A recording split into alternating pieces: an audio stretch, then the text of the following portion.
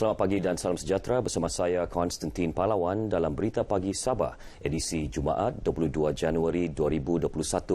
Jumlah penduduk terjejas banjir yang ditempatkan di 6 pusat pemindahan sementara PPS di 4 daerah setakat 8 malam tadi menurun kepada 393 orang.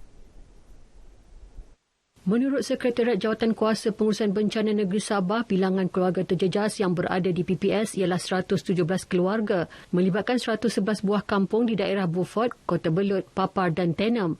6 buah PPS yang masih kekal beroperasi, masing-masing 2 di Beaufort dan Kota Belud, serta masing-masing 1 PPS di Papar dan Tenem. PPS Dewan DSP Muhammad Dun Banir dan Dewan Pak Musa Beaufort kekal mencatatkan bilangan penduduk paling ramai iaitu 249 orang, manakala PPS SK Suang Punggol dan Dewan Kampung Songsong Kota Belud menurun kepada 77 orang. Sementara 41 penduduk Papar ditempatkan di PPS Dewan Kompleks Pemulihan OKU Kimanis dan 26 orang penduduk Tenem ditempatkan di PPS Rumah Kebudayaan Kampung Kalang Kanar.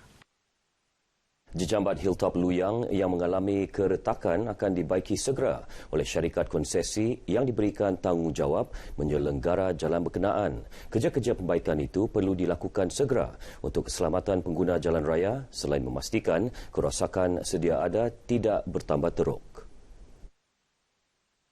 Timbalan Ketua Menteri yang juga Menteri Kerja Raya Sabah, Datuk Seri Bung Mokhtaradin menyatakan perkara itu selepas mengadakan lawatan mengejut bagi meninjau keretakan jejambat tersebut. Menurut beliau, pada masa ini jejambat berkenaan masih boleh dilalui kenderaan. Bagaimanapun, lorong atas dan bahagian bawah ditutup untuk keselamatan pengguna selain memasang papan tanda amaran.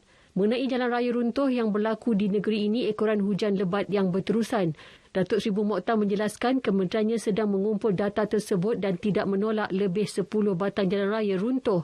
Beliau juga tidak menolak kemungkinan berlaku lagi beberapa keruntuhan jalan raya sekiranya hujan lebat berterusan. Sidang khas bersetuju untuk melanjutkan Perintah Kawalan Pergerakan PKP di Sabah sehingga 4 Februari depan atas penilaian risiko dan nasihat Kementerian Kesihatan Malaysia KKM. Ia diseragamkan dengan tarikh tamat PKP di negeri-negeri lain kecuali Sarawak. Menurut kenyataan media Menteri Kerajaan Tempatan dan Perumahan Sabah, Datuk Seri Panglima Masidi Manjun, sehingga kini sebanyak 23 daerah berada dalam zon merah, 3 zon kuning dan 1 zon jingga. Selain itu, terdapat peningkatan kes serta kluster baharu di negeri ini, termasuk hasil saringan kontak rapat. Katanya dalam tempoh 14 hari bermula 7 hingga 20 Januari, sebanyak 6,027 kes direkodkan di negeri ini. Manakala sehingga semalam, secara kumulatif sebanyak 45,409 kes di Sabah, termasuk 401 kes baharu. 2 kes kematian direkodkan semalam iaitu di daerah Lahad Datu. Seramai 380 pesakit COVID-19 sembuh dan 2,935 pesakit sedang menerima rawatan. 2 kluster baru dilaporkan iaitu kluster Ladang Seberang Lahad Datu dan kluster Silempopon Kalabakan. 8 individu melibatkan 2 wanita dan 6 lelaki yang terlibat meminum minuman keras di sebuah pusat kuarantin dan rawatan COVID-19 berisiko rendah PKRC di negeri ini telah dipanggil untuk memberi keterangan. Ketua Polis Daerah Kota Kinabalu ACP Habibi Manjinji berkata, kertas siasatan kesemua individu akan diserahkan kepada pihak Timbalan Pendakwa Raya dalam tempoh terdekat ini untuk tindakan lanjut. Setelah selesai siasatan dalam tempoh terdekat, kita akan proceed untuk rujuk kepada DPP Pendakwa Raya sama ada cukup keterangan untuk mereka diambil tindakan dituduh di bawah Seksyen 504 di bawah Akta SKMM itu sekali Seksyen 233 dan di bawah Akta Kawalan Penyakit Berjangkit itu Seksyen 16. Beliau bercakap kepada media di Kota Kinabalu bagi mengulas mengenai video tular melibatkan seorang lelaki di sebuah PKRC sedang berbual dengan individu lain sambil memegang tin minuman keras dan turut kelihatan 2 bekas berisi air. Dalam perkembangan sama, ACP Habibi memaklumkan sejumlah 29 individu telah dikompaun melibatkan pelbagai kesalahan pelanggaran prosedur operasi standard SOP dalam tempoh 13 Januari hingga semalam. Sementara itu, hampir 300 200 buah kenderaan diarah berpatah balik berikutan alamat dan alasan untuk masuk dan keluar dari daerah Kota Kinabalu yang tidak munasabah. Dalam kes berasingan, SCP Habibi juga memaklumkan sebanyak 23,559 peralatan elektronik yang digunakan untuk kegiatan jenayah judi cyber dan jenayah komersial dilupuskan Ibu Pejabat Polis Daerah Kota Kinabalu semalam. Ia membabitkan 53 kertas siasatan yang telah selesai sepanjang tempoh 2011 hingga 2018. Kesemua barangan terbabit dianggarkan berjumlah RM571,140 melibatkan 131 tangkapan. Penduduk terjejas banjir di 6 buah kampung dalam kawasan Lumadan terus mendapat perhatian daripada wakil rakyat di kawasan berkenaan. Terbaru, anggota Dewan Undangan Negeri Adun Lumadan, Ruslan Muharram, menyampaikan bantuan kepada penduduk kampung Mentulud. Ketika ditemui media, Ruslan berkata ia merupakan bantuan fasa kedua berupa barangan keperluan harian untuk manfaat lebih 2,500 penduduk di kawasan berkenaan termasuk penduduk Kampung Barembai, Bangkalalak, Jabang Kangsa dan Kampung Kokup. Mempercepatkan proses penyampaian bantuan barangan khasasnya kepada bangsa-bangsa banjir kerana di daerah Bangkalalak ini sudah masuk 3 minggu. Jalan yang tadi terputus itu sudah 3 minggu.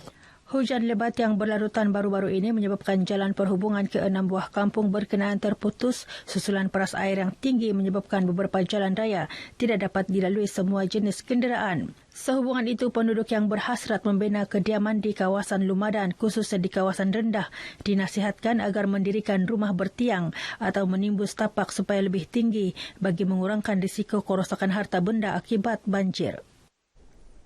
Bukti keprihatinan kerajaan terhadap keperluan rakyat dalam mendepani pandemik COVID-19.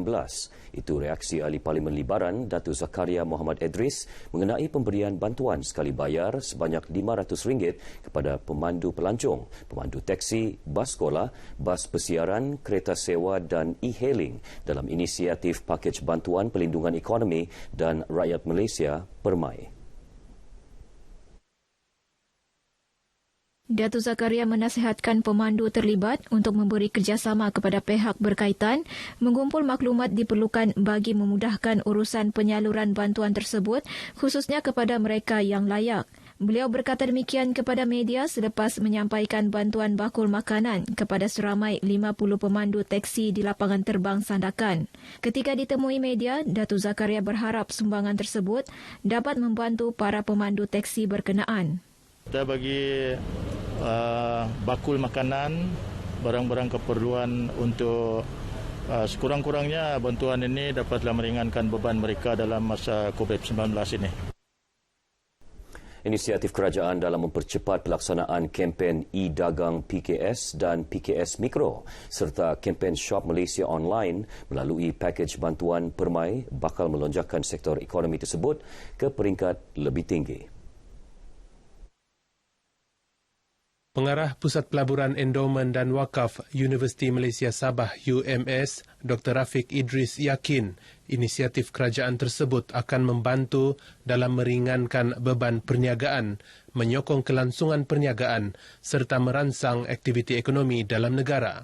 Apabila dunia dilanda wabak COVID-19 dan adanya peraturan atau SOP yang perlu diperkenalkan seperti Perintah Kawalan Pergerakan dan SOP norma baharu menyebabkan keperluan peralihan kepada adaptasi kaedah pelaksanaan perniagaan bagi banyak syarikat. Jika tidak, perniagaan akan terjejas teruk atau tidak boleh bertahan.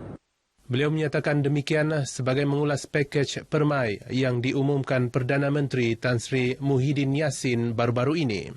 Menurut Dr. Rafiq, pelaksanaan kempen tersebut juga akan membuka ruang pemasaran lebih luas dan menarik, penglibatan aktif usahawan baharu untuk memajukan perniagaan menerusi platform e-dagang.